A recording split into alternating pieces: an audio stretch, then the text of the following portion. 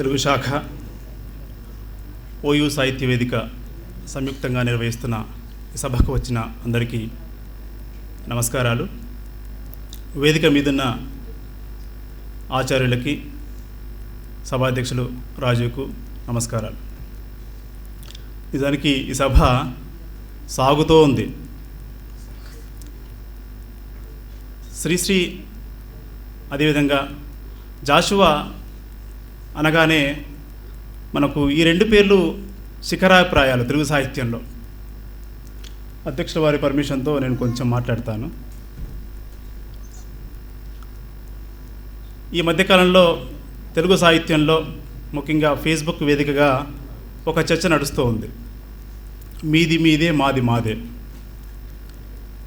అంటే తెలంగాణ వాళ్ళు తెలంగాణ సాహిత్యమే రాయాలి, లేకపోతే ఆంధ్ర వాళ్ళు ఆంధ్ర అనే పేరు పెట్టుకోవాలి, తెలుగు అని పేరు ఎందుకు పెట్టుకుంటున్నారు అనే దానికి సంబంధించి. నిజానికి తెలంగాణ వాళ్ళు ఈ మాట అంటున్నప్పటికీ కూడా అది ఒక ధిక్కారంగా భావించాల్సి ఉంటుంది. ఈ మాట అన్నప్పటికీ కూడా అంత పెద్ద ఎత్తున లేచిన తెలంగాణ ఉద్యమ సందర్భంలో కూడా శ్రీశ్రీ విగ్రహాలను పడగొట్టకుండా గుండెల్లో దాచుకున్న వాళ్ళం తెలంగాణ వాళ్ళు. ఇప్పుడు మళ్ళీ జాషువా సందర్భంలో కూడా తెలంగాణ అదే సహృదయత ఉందని చెప్పడం కోసం ఈ సభ పనికొస్తుందిగా నేను భావిస్తున్నాను. అంటే తెలంగాణ వాళ్ళు ఎప్పుడు కూడా సహృదయకు దూరంగా ఉండలే. కవిత్వం ఎక్కడుందో, రసం ఎక్కడుందో దాన్ని ఆస్వాదించారు. నాదు హృదయంబు సమన్వయం చేయ, కన్నీటి హృదయంబు కొంత కావాలి అని చెప్పిస్తున్నాడు. అంటే నన్ను అర్థం చేసుకోవడానికి, నా బాధల్ని, గాథల్ని, కన్నీటిని, గుండె లయల్ని అర్థం చేసుకోవడానికి ఒక సహృదయత ఉండాలని చెప్పాడు.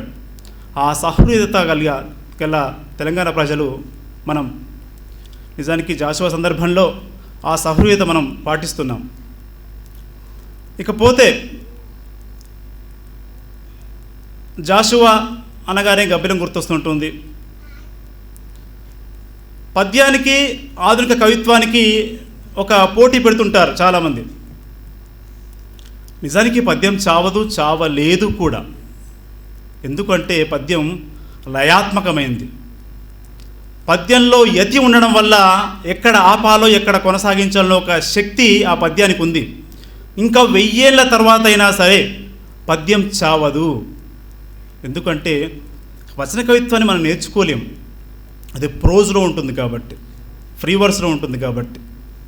లయ కవిత్వంలో అంతర్లీనంగా వచన కవిత్వంలో కనిపిస్తున్నప్పటికీ కూడా పద్యంలో ఆ లయ వేరు, వచన కవిత్వంలో లయ వేరు.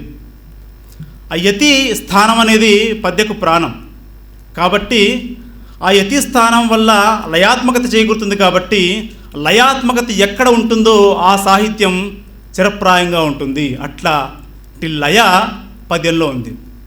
ఆ లయను, గుండెను పట్టుకున్నవాడు జాషువా. జాషువా ఒక తెలుగు సాహిత్యంలో ఒక ధిక్కార స్వరం. ఆయన వస్తువు ఎంపిక చేసుకున్న ధిక్కారంగా, పద్యాన్ని ఎంపిక చేసుకున్న ధిక్కారమే అది. నిజానికి మీరు కవిత్వం నన్ను కవిత్వానికి దూరం పెట్టిన వాళ్ళు, నన్ను పద్యానికి దూరం పెట్టిన వాళ్ళు, మీరు రాసిన పద్యంలోనే నేను మెప్పిస్తానని చెప్పేసి ఒక ధిక్కారంగా కవిత్వాన్ని పద్యంలో తీసుకున్న వ్యక్తి గుర్రం జాషువా. మా పిల్లలకు రాజు కవి అనే పాఠం ఉంది డిగ్రీలో. ఈ పాఠం చెప్పడానికి ముందు కొన్ని ప్రశ్నలు వేసి వాళ్ళ నుండి సమాధానం మేము రాబట్టుకుంటూ ఉంటాం.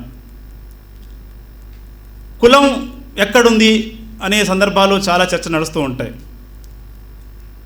వాళ్ళు కులం ఎక్కడుంది అని చెప్పడం కోసం 15 అంశాలు ప్రస్తావించారు వాళ్ళు. ఇవి అట్లాంటి సందర్భంలో జాషువా మనకి గుర్తొస్తుంటాడు. ఆ సందర్భ నేపథ్యంలో జాషువాను మనం చదివితే కనుక జాషువా మన హృదయంలో నిలిచిపోతాడు. ఇప్పుడు 1-2 పద్యాలు మాత్రమే నేను చదువుతానో పాడుతానో తెలియదు నాకైతే, మీరే నిర్ణయించాలి.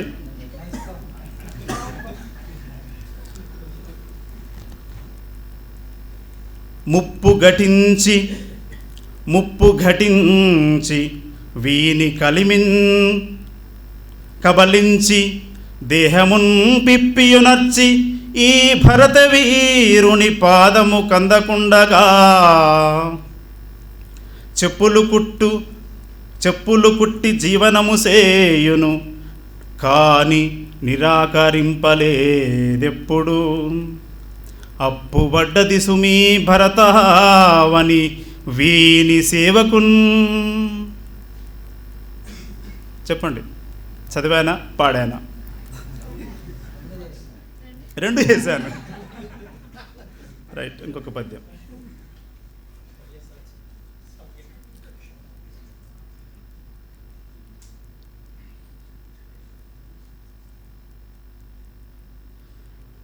ప్రతిమల పెళ్లి సేయుటకు 100,000 వియంతురుగాని, ప్రతిమల పెళ్లి సేయుటకు 100,000 వియంతురుగాని.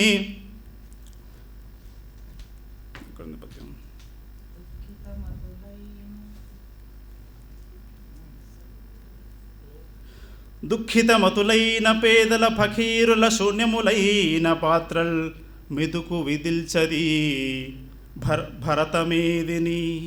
33 కోట్ల దేవతలెగబడ్డ భాగ్య విహీన దేశంబున క్షుతులారునే. ఇదొక దయార్థమైన గానం. నిజానికి ఇది ఒక దళిత ధిక్కార గానం. నిజానికి జాషువాను సంస్కృతవాదిగానే చూస్తారు చాలామంది. ఆ కాలంలో జాషువా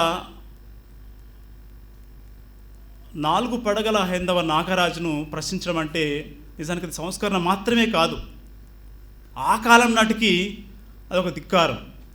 అట్లా జాషువాను దళిత కవిత్వంలో తొలి ధిక్కార కవిగా గుర్తించాల్సిన అవసరం ఉందని చెబుతూ ఈ అవకాశం కల్పించిన వేదిక అందరికీ ధన్యవాదాలు.